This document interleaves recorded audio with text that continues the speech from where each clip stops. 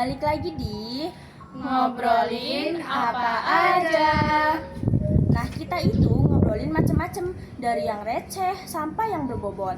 Nah, untuk kali ini kita ngobrolin yang agak berbobot nih, yaitu sejarah kita Budi Utomo.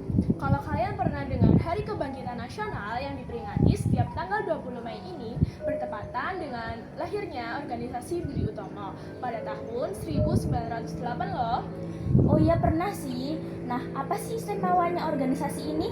Seingatku ya, organisasi ini tuh organisasi pertama yang dibentuk sama kaum terpelajar di Indonesia sebagai organisasi modern ya. 100. Organisasi ini tuh lahir ketika anak-anak muda saat itu gelisah, terus merasa kalau bangsa Indonesia tuh harus maju biar setara sama bangsa-bangsa lain loh. Dan yang lebih unik lagi, organisasi Budi Utomo ini muncul di kalangan pelajar di Sekolah Kedokteran Stovia di Batavia yang sekarang menjadi ibu kota Jakarta. Dan pelopornya ini Dr. Sutomo dan teman-temannya. Betul, tapi jangan lupain peran Dr. Wahidin Sudirohusodo ya. Beliau memang bukan pendiri langsung, tapi idenya yang sangat menginspirasi. Yap, beliau punya cita-cita meningkatkan pendidikan buat anak-anak pribumi. Bahkan rela keliling Jawa untuk mengajak para bangsawan dan kaum berada buat bikin dana beasiswa. Tujuannya ya biar makin banyak orang Indonesia yang bisa sekolah tinggi. Oh, jadi idenya nyampe ke pelajar Stovia, terus mereka tuh mikir kayak mereka tuh perlu membentuk wadah buat perjuangan. Jadi lahirlah Budi Utomo ya. Ya, tujuan awalnya memang belum ke politik banget sih. Lebih ke peningkatan budaya dan kesejahteraan masyarakat. Jadi dampaknya gede banget.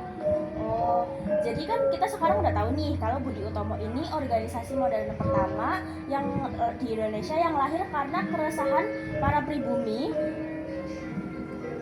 yang sebagai kaum terpelajar gitu ya. Nah, tapi apa aja sih yang jadi latar belakangnya Budi Utomo tuh? Menurutku, ini ada hubungannya sama kesadaran nasionalisme yang mulai tumbuh di kalangan pribumi. Mereka sadar kalau bangsa Indonesia itu harus maju dan setara dengan bangsa lain. Betul, dan faktor pendidikannya juga penting. Pendidikan barat yang dikasih sama Belanda ini membuat pikiran masyarakat bumi ini terbuka dan berpikir lebih kritis untuk memajukan bangsa. Dan jangan lupa peran Dr. Wahidin Sudirohusodo yang menyebarkan gagasan tentang pentingnya pendidikan untuk kemajuan bangsa. Beliau yang menginspirasi para pelajar Stovia untuk membentuk organisasi. Oh iya, jadi Budi Utomo ini bukan cuma sekedar organisasi biasa ya, tapi jadi kayak akar gitu loh, akar awal kebangkitan nasional di Indonesia dan cikal bakal perjuangan kemerdekaan modern Indonesia ya. Iya, tapi kita juga harus tahu loh, karena organisasi Budi Utomo ini mengalami kemunduran. Nah, apa aja sih faktornya? Menurutku salah satunya adalah cakupan yang terlalu sempit. Budi Utomo ini lebih banyak diisi oleh kaum priayi dan kaum terpelajar. Jadinya kurang merangkul rakyat biasa. Dan juga buat Budi Utomo nggak berorientasi ke politik kan pas awalnya. Mereka lebih fokus sama pendidikan dan kebudayaan, bukan perjuangan politik atau kemerdekaan. Betul, dan kegiatan Budi Utomo juga terbatas pada Jawa dan Madura saja, tidak bersifat nasional. Ditambah lagi munculnya organisasi-organisasi yang lebih radikal dan nasionalis, seperti Sarekat Islam dan Partai Nasional Indonesia. Kurangnya kepemimpinan yang kuat juga menjadi salah satu faktor kemunduran Budi Utomo. Setelah masa awal, mereka kurang memiliki tokoh karismatik yang bisa memimpin dan mengarahkan organisasi.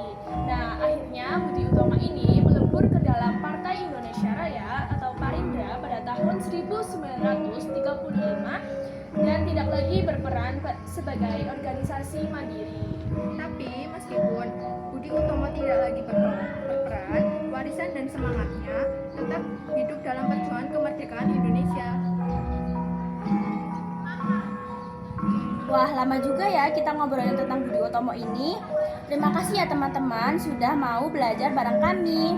Dan jangan lupa subscribe ke ngobrolin apa aja, biar kalian itu gak ketinggalan info-info lebih lanjut dan gak ketinggalan ke episode-episode terbarunya ngobrolin apa aja.